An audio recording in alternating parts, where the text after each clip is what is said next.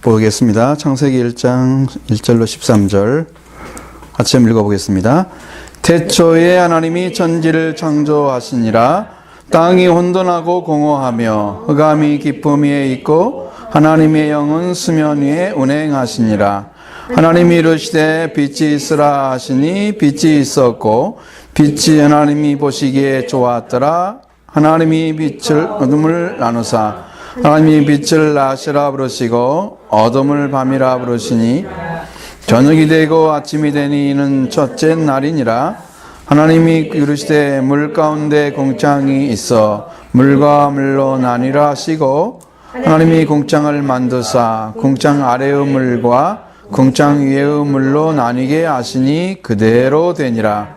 하나님이 궁창을 하늘이라 부르시니 저녁이 되고 아침이 되니 이는 둘째 날이니라.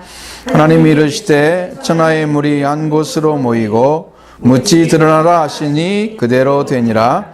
하나님이 묻을 땅이라 부르시고 모인 물을 바다라 부르시니 하나님이 보시기에 좋았더라.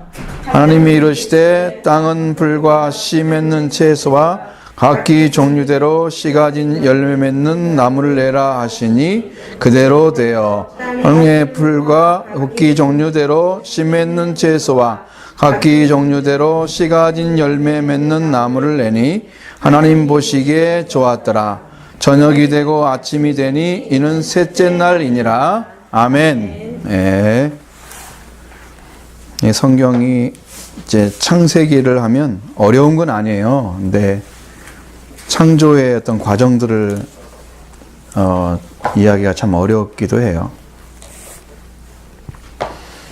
하나님 여기서 생각해야 될 말씀은 이제 혼돈하고 공허한 세계, 그러니까 어떤 형태가 안 만들어져 있어요. 그리고 비어 있고 공허하다는 텅 빈 상태, 그 흑암이 가득 차 있고 거기에 물이 있었는데 물이 물 안에 흙으로 막 이렇게 뒤집혀진 세계가 있었어요. 거기에 하나님이 신이 있다가 하나님께서 빛이 있으라 명령하심으로 빛이 있었고, 그리고 빛이 어둠과 그 빛을 나누죠. 그래서 이제 영원한 어둠과 영원한 빛을 분리시켜 버려서 어둠의 세계에 있는 것을 빛의 세계로 끌어들인 거예요. 그게 첫째 날에 이루어진 일들이에요. 하나님이 빛을 낮이라 부르시고 어둠을 밤이라 부르시니 이건 영적인 세계를 의미하지만 우리가 생각할 때는 그냥 태양이 있어서 빛이 있고 뭐 어둠이 있는 것처럼 말하지만 태양은 넷째 날에 만들어지기 때문에 거기서 만들어진 태양빛은 아니라는 것을 분명히 성경을 말해주고 있고요. 두 번째 만들어진 것은 궁창 위의 물과 궁창 아래 물이에요. 두 가지 물이 있는데 궁창이라는 것은 원래 활같이 세워진 상태를 얘기하는 것이었어요. 그 유대들의 사고세계는 하늘은 이렇게 둥그렇게 돼 있다. 우리가 보이는 것 생각하는 거예요. 그러니까 이게 원형이란 말은 생각 못 하죠. 그냥 둥그렇다 이렇게 생각했어요. 그래서 활이라고 해서 우리는 궁창이란 말로 쓴 거예요. 활처럼 휘어진 상태에서 본 창이 만들어진 것처럼 그렇게 생각을 한 거죠. 우리나라 말로 그렇게 만들어져 있어요. 궁창이라는 세계를. 근데 거기에 물이 떠 있고 그 다음에 아래 물이 있었다. 그러면 그 창세기에 만들어진 하늘의 세계는 맨 처음에는 굉장히 많은 물들이 저장되어 있었던 거예요. 하늘에 저장되어 있었고 밑에도 물이 있었고, 그런데 이것이 물이 다 쏟아져 가지고 홍수가 났을 때는 물이 싹 사라졌기 때문에 공중의 물이, 그래서 이제 이 땅에 물이 가득 채워지고 하나님께서 이걸 채우기 위해서 땅을 파가지고 산도 만드시고 바다도 만드시고 이렇게 이제 더 모양이 완전히 변해버린 거죠. 그게 노아 홍수 때 이루어진 일들이에요. 그러면 지금 만약에 창세기대로 있으면은 이 위에 물이 좀 있어서 우리가 공기가 빛이 투하가 많이 안 되기 때문에 우리는 따뜻하고 아주 알맞은 온도에서 잘 살 수 있는 그런 상태가 돼야 돼요. 빛이 조금만 들어가지고. 근데 그게 사라져 버렸어요. 창세기에 40주 40야 비가 내렸잖아요. 그리고 나서 그게 다 사라져 버린 거예요. 그래서 빛이 너무 세게 오니까 우리가 힘들잖아요, 살기가. 이런 상태. 이게 이제 궁중에 있는 물에 대한 얘기는 그게 과학적으로 증명할 수 있는 부분이에요. 그것이 있고요. 그 다음에 셋째 날. 셋째 날에는 하나님께서 여기 보면은 천하의 물이 한 곳으로 모이라 그래서 물이 딱 만들어지잖아요. 물 모인 곳이 그렇게 해서 물을 딱 빼내니까 뭐가 남았냐? 묻이 남았어요. 육지가. 그래서 묻이 드러나라 하셔서 묻을 땅이라 이렇게 부르셨다고 그랬어요. 묻과 땅은 같은 의미죠. 근데 거기에다가 하나님께서 바다의 경계를 딱 두시고 땅에다가 심는 것이 있었어요. 땅에 심는 것들.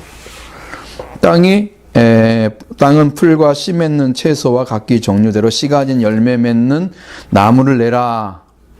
여기 잘 보면 뭐가 들어있어요? 씨란 말이 들어있잖아요. 자, 씨가 있다고 하는 것은 계속 번성해야 한다는 의미죠. 계속 번성해야 된다는 거예요. 하나님의 세계는 번성하는 세계예요. 창세기 1장 28절에도 그렇게 말씀하잖아요. 땅이 사람들에게 명령한 축복이 뭐예요? 땅을 가득 채워라 그러잖아요. 그것처럼 이 세상에도 모든 만물들도 하나님께서 씨를 갖게 만드셔서 계속 존재하게 만들어요. 그것들이 씨를 내서 또 씨를 번성시켜서 하나님이 심겨진 자리에서 땅을 지키고 열매를 맺어서 새와 다른 짐승들, 하나님의 짐승들이 키운 그것들이 먹고 살도록 만들어놨어요. 그게 하나님이 씨 맺는 채소예요. 그래서 이 땅을 지키고 있어요. 제가 이제 그걸 한번 거기 길을 지나가는데 바위산이 있었어요. 엄청난 크기의 바위산이었어요. 그래서 거기서 위험에 놀랐거든요. 저렇게 바위가 서 있는데 왜 이렇게 막 굉장히 낭떠러진데 왜 그대로 서 있으면 변하지 않을까? 그러면서 하나님, 왜 이렇게 변하지 않습니까? 하나님이 만든 세계는 그 하나님의 지키심과 그를 그렇게 만드신 것에 대해서 내가 굉장히 감동하고 감사를 했어요. 여행하면서. 그때 그 느낌이 지금도 있거든요. 하나님이 만드신 세계는 창조한 대로 살고 있어요, 만물들이. 그러니까 얼마나 축복의 세계예요? 여러분이 보신 모든 만물들도 지금 그렇게 하나님이 심겨진 자리에서 살고 있다는 거죠. 그게 은혜의 자리인 거예요. 사람도 그 자리에 돌아와야 되는 거거든요. 하나님이 만드신 자리에 돌아와야 은혜의 자리인 거거든요. 그러면 하나님이 주시는 복을 다 누리면서 만물이 축복받는 것처럼 우리도 복의 자리에서 살 수 있는 거죠. 이게 생명의 씨앗이 심겨지는 거죠. 그래서 우리는 오늘은 그것은 어떻게 만드냐? 우리는 영적으로는 말씀을 받으면 만듭니다. 말씀이 심어져서 열매가 맺어지면 그 열매들이 또 열매를 맺고 또 열매를 맺어서 이 땅을 가득 채운다면 그것은 하나님이 만드신 원래 창조하시고 축복해 주신 그 말씀대로 땅에 충만하라. 땅을 정복하라. 이 말씀이 이루어지는 거예요. 하나님 나라가 성취되는 거죠. 그게 축복의 세계예요. 일단은 그러면서 이걸 보면서 만물이 정말 하나님께 만드신 대로 살고 있구나. 그거는 우리도 어떻게 살아야 될까? 성경의 말씀대로 우리가 금방 찬양한 것처럼 복 받는 길이 뭐라고 돼 있어요? 딱 한 가지잖아요. 말씀을 듣고 행하면 그것이잖아요. 조건이 없죠. 다른 조건이 없죠. 하나님이 말씀 주신 대로 살면 내가 복을 주겠다고 하는 거죠. 우리 찬양하는 거 보면. 우리 복 받는 방법은 아주 간단한 거예요. 여러분이 그렇게 하나님 말씀을 좋아하시고 사랑하시고 또 지키기를 싶어 하시고 그러면 그걸로 족한 거예요. 그런 그 은혜 가운데서 우리 성도들이 잘 살아가면 하나님 원하시는 그런 일들을 우리를 통해서 행하실 줄로 믿습니다. 우리가 그의 대상이 되는 거예요. 하나님의 복을 증거하고 누리는 대상이 되는 거예요. 그러니까 여러분의 그런 삶을 이루어